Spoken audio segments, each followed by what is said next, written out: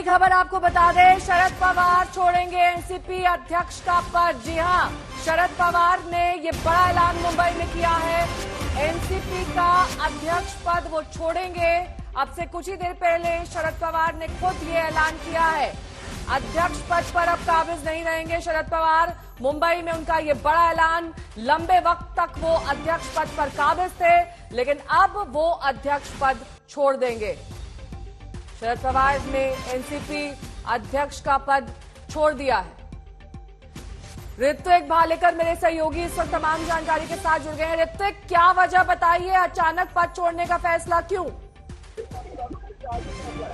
जी देखिए, आज शरद पवार ने अचानक ये घोषणा जो है की है कि वो एनसीपी के अध्यक्ष पद से अब इस्तीफा देना चाहते हैं और वो इस पद से अब नीचे उतरकर दूसरी जिम्मेदारियां जो है उसमें अपना वक्त ज्यादा देना चाहते हैं। वो चाह रहे हैं कि एनसीपी के प्रेसिडेंट के तौर पर एक ऐसा नेता अब चुना जाना जरूरी है जो पार्टी के लिए ज्यादा से ज्यादा समय दे सकता है, जो और अच्छी तरीके से पार्टी संगठन का काम आगे लेकर जा सकता है।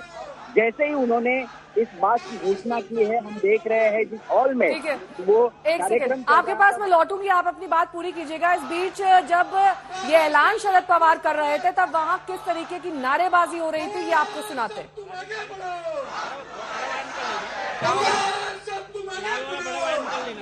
ये ना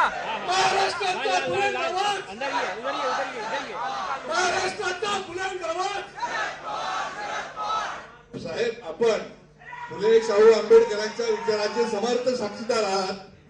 आज साहेब आम्हाला कोण आहे? समतेचा पुजारी म्हणून महाराष्ट्र नाही देश आपल्याकडे पाहतोय। आमच्यासारख्या छोट्या कार्यकर्त्यांना आमच्यावर मायेची पाखर करणार। ऋत्विक हमारे साथ फोन लाइन पर जुड़े हुए। ऋत्विक, नया अध्यक्ष कौन होगा, इस बारे में भी जानकारी दी है उन्होंने। सेकंड इन लाइन कौन है? जी देखिए, उन्हें पार्टी के आला नेताओं की एक समिति गठित की है जिसमें छगन भुजबल होंगे, प्रफुल्ल पटेल होंगे, अजीत पवार होंगे, सुनील तटकरे होंगे और ये समिति तय करने वाली है कि आगे का पार्टी का नेतृत्व अध्यक्ष के तौर पर कौन करेगा। हालांकि उसके लिए अब समय लगेगा। ये पार्टी की समिति जो है ये तय करने वाले हैं कि आगे का नेतृत्व जो है ये सर्वसहमति से किसे दिया जाए। हालांकि हम जानते हैं कि पार्टी का नेतृत्व आज महाराष्ट्र में अगर दो नाम हम ले तो वो खुद अजीत पवार है और सुप्रिया सुले है, लेकिन उन दोनों में से किसी का भी नाम शरद पवार ने आज अपनी घोषणा के बाद नहीं लिया। उन्होंने ये पूरा निर्णय जो है ये पार्टी के इस नई समिति जो गठित की गई है उस पर सौंप दिया है। मैं आपको रोकना चाहूंगी। साहिल जोशी मेरे सहयोगी इस वक्त तमाम जानकारी के साथ जुड़ गए हैं। साहिल, एक लंबे वक्त तक अध्यक्ष पद का पद संभाला शरद पवार ने, छोड़ने की कोई बड़ी वजह तो रही होगी? देखिए, ऐसा है कि फिलहाल ये एक तरीके से कह सकते हैं ना कि उन्होंने फ्यूचरिस्टिक प्लान बताया हुआ है। उन्होंने कहा है कि 3 साल तक उनके पास राज्यसभा की मेंबरशिप है, यानी वो राज्यसभा के मेंबर है। उनका टेन्योर 3 साल के बाद खत्म होगा। पार्टी के पास 3 साल का समय है। वो उन्हें पार्टी से एक सक्सेशन प्लान की उम्मीद है। देखिए, एनसीपी हो या शिवसेना हो, ये एक जैसी पार्टी है, एक नाम पर चलने वाली पार्टी है। तो पार्टी का सक्सेशन प्लान चूज करते समय पार्टी का प्रेसिडेंट की बहुत बड़ी भूमिका होती है उसमें। शरद पवार ने बाला साहब ठाकरे की तरह अपने पार्टी का सक्सेशन प्लान क्लियर नहीं किया हुआ है। जिस तरीके से बाला साहब ठाकरे ने उद्धव ठाकरे को 2003 में कार्यकारी अध्यक्ष बनाकर सक्सेशन प्लान क्लियर किया था, वो प्लान शरद पवार क्लियर नहीं कर रहे। इसी चीज को अलग तरीके से भी देखा जा रहा है, क्योंकि एक अचानक जो कहते हैं ना कि एक बॉम्ब शरद पवार ने इस पे डाला, और ये आमतौर पर इस तरीके की पार्टियों में कई बार किया जाता है, क्योंकि पार्टी में अजीत पवार और उनका जो एक ग्रुप है जिसमें प्रफुल्ल पटेल, अजीत पवार, छगन भुजबल, ये सारे लोग मिलकर पिछले कई दिनों से शरद पवार के ऊपर एक तरीके से प्रेशर बनाए हुए थे कि उन्हें बीजेपी के साथ, कई पार्टी के विधायकों को लगता है कि बीजेपी के साथ उन्हें समझौता कर लेना चाहिए ताकि महाराष्ट्र में सत्ता में उनकी दावेदारी हो। शरद पवार उसके लिए तैयार नहीं थे।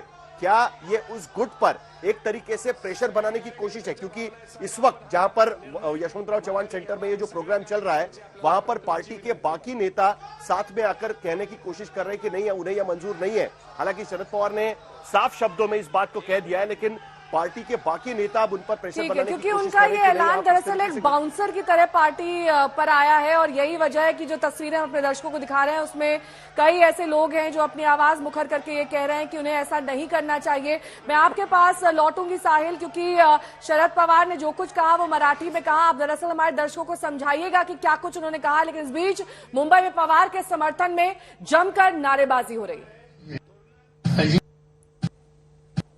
अजित उभं असू नये आणि अजित उभं असू नये आणि अजित उभं असू नये अजित उभं असू नये आणि इतकी वर्ष संधी मिळाल्याच्या नंतर आणखी उभं समाजाची भूमिका मी कधी घेणार नाही आणि त्यामुळं तुम्हाला अस्वस्थता कदाचित वाटेल, पण मी राष्ट्रवादी काँग्रेस पक्षाच्या अध्यक्षपदावरून निवडणूक व्हायचा निर्णय आज घेतलेला आहे. हे जरी असं अजित उभं असू नये आणि इतकी वर्ष संधी मिळाल्याच्या नंतर आणखी उभं समाजाची